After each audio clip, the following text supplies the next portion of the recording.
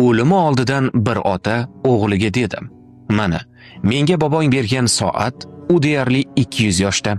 Uni senga berishimdan avval zargarlik do'koniga bor, ularga sotmoqchi ekanligimni ayt va ular senga qancha taklif qilishlarini bil."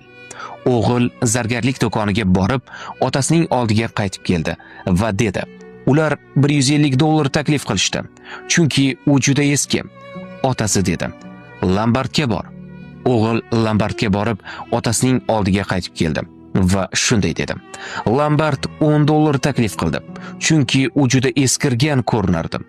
Ota o'g'ildan muzeyga borib soatni ko'rsatishini so'radi. U muzeyga bordi, qaytib keldi va otasiga aytdiki, kurator bu juda noyob buyumni ularning qimmatbaho antikvar kolleksiyalariga kiritish uchun $500,000 taklif qildi. Otasi aytdiki, "Men senga shuni aytmoqchi edim, o'g'lim.